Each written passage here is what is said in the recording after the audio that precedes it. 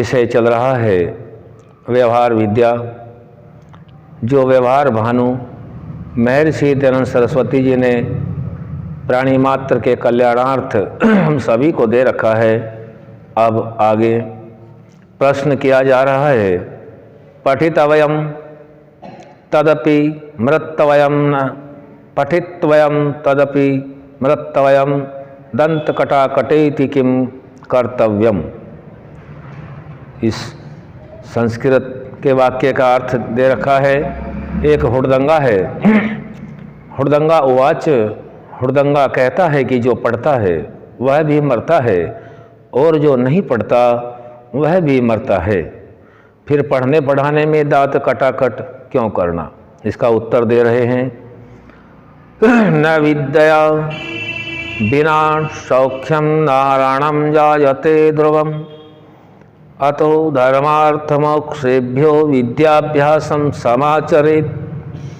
सज्जन उवाच, सज्जन कहता है, सुन भाई हुड़दंगे, जो तू जानता है सो विद्या का फल नहीं कि विद्या के पढ़ने से जन्म मरण, आँख से देखना, कान से सुनना आदि ये ईश्वरीय नियम अन्यथा हो जाएं, किंतु विद्या से यथार्थ ज्ञान होकर यथा योग्य व्यवहार करने कराने से आप और दूसरों को आनंद युक्त करना विद्या का फल है।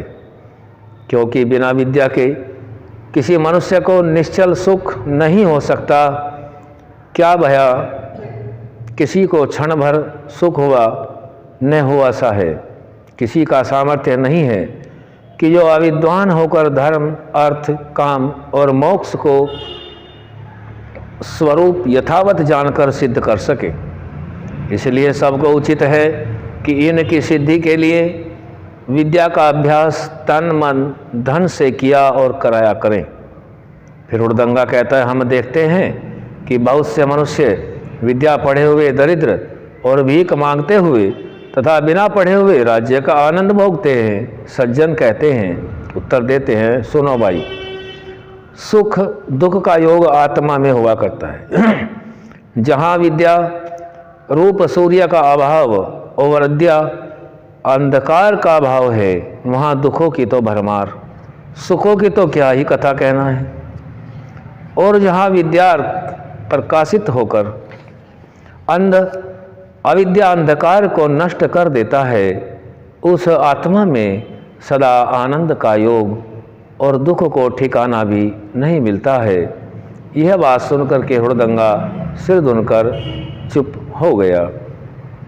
यह जो बिना पढ़े ही अविद्याग्रस्त लोग जो होते हैं, उनका विषय स्वामी जी ने हमारे बीच में रखा है। स्वामी जी यहाँ बताना चाहते हैं, बिना ज्ञान के मनुष्य किसी भी प्रकार की कोई भी उन्नति नहीं कर सकता। आंशिक तो कर सकता है, उसका पूर्ण सुख प्राप्त केवल विद्या से ही ले सकता है। आगे फिर प्रश्न करते हैं कि आचार्य किस रीति से विद्या और सुशिक्षा का ग्रहण करावें और विद्यार्थी लोग करें।